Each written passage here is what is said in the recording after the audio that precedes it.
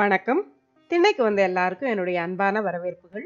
இன்னைக்கு திண்ணையில நாம ஒரு சத்தான பால் கொழுக்கட்டை பண்ண போறோம். அதாவது ராகி மாவுல இன்னைக்கு பால் கொழுக்கட்டை பண்ண போறோம் நாம. எலும்பு வளர்ச்சிக்குரிய கால்சியமும் ரத்த விருத்திக்குரிய இரும்பு சத்தும் ராகியில நிறையவே இருக்கிறதால இது குழந்தைங்க பெரியவங்க எல்லாருக்கும் ரொம்ப நல்லது. நம்ம சேனல்ல ராகியில செய்யக்கூடிய நிறைய செய்முறைகள் இருக்கு. அதோட லிங்கை நான் டிஸ்கிரிப்ஷன்ல கொடுக்குறேன். தேவைப்படுறவங்க பார்த்துக்கலாம். இப்போ நாம நேரடியா செய்முறைக்குள்ள போயிடலாம். இப்போ நான் 1 கப் அளவுக்கு தண்ணீர்ல 1/2 டீஸ்பூன் நெய்யும் 1/4 டீஸ்பூன் உப்பும் சேர்த்து இப்போ கொதிக்க வச்சிருக்கேன். இந்த தண்ணியை வச்சு இப்போ நாம மாவு பிசைஞ்சுக்க போறோம்.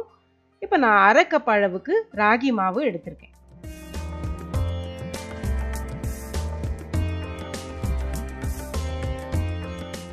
இந்த ராகி மாவோட நான் அடுத்ததா சேர்க்க போறது 1 டேபிள் ஸ்பூன் அளவுக்கு சிவப்பரிசி மாவு. இப்போ நான் புட்டு மாவு சேர்க்கிறேன். அதில் இப்போ ரெண்டையும் சேர்த்து நம்ம இந்த கொதிச்ச தண்ணீரை ஊற்றி நம்ம கெட்டியான சப்பாத்தி மாவு பதத்துக்கு பிசைஞ்சுக்க போகிறோம்.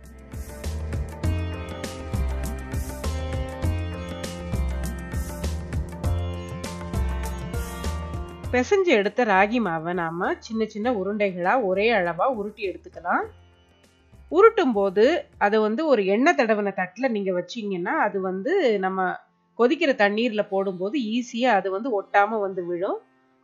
இப்போ இன்னொரு பாத்திரத்தில் இந்த பால் கொழுக்கட்டைக்கு தேவையான இனிப்பு, அதாவது வெல்லம் கலந்துக்க போகிறோம். நம்ம 1/2 கப் தண்ணீர் சேர்த்து இந்த வெல்லத்தை கரைச்சி தயாராக வச்சுக்கலாம்.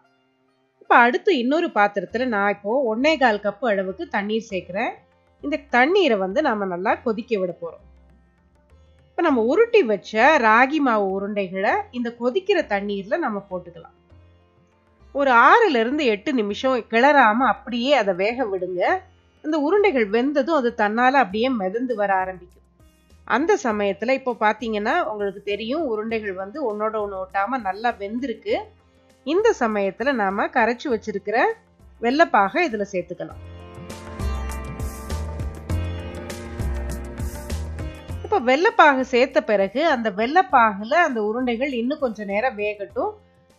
இந்த மாதிரி வேகும்போது அந்த இனிப்பு அந்த கொழுக்கட்டையிலையும் சேர்ந்து நல்லா சுவையா இருக்கும். இப்போ கூடவே நான் கொஞ்சம் ஏலக்காயும் சுக்கு பொடியும் சேர்த்துக்கிறேன். அதாவது ஒரு 1/4 டீஸ்பூன் ஏலக்காய் தூளும் 1/4 டீஸ்பூன் சுக்கு பொடியும் சேர்த்துக்கலாம் நம்ம.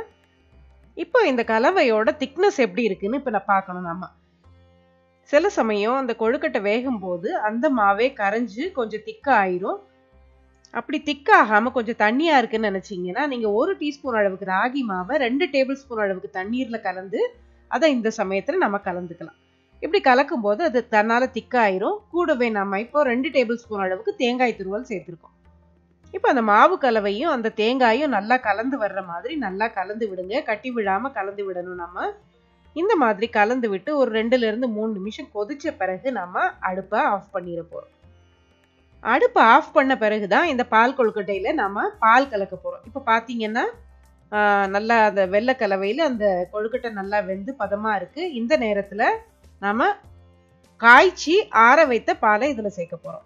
அதான் பால் சூடா இருக்கக்கூடாது. சூடா பாலை சேர்த்தோம்னா அந்த வெல்லம் சேர்த்த கொழுக்கட்டை, பாயாசம் இதுலலாம் சூடா சேர்த்தோம்னா பால் திரிஞ்சிரும். அதனால நல்லா ஆறின பாலா சேர்த்து கலந்து விட்டு இறக்கணும்னா அருமையான ராகி பால் கொழுக்கட்டை தயாராயிரும். இது ரொம்பவே சுவையானது, அதே சமயம் ரொம்ப சத்தானது. இது நீங்களும் செஞ்சு பாருங்க. இந்த செய்முறை உங்களுக்கு பிடிச்சிருந்தா இந்த வீடியோவை லைக் பண்ணுங்க, சேனலுக்கு சப்ஸ்கிரைப் பண்ணுங்க.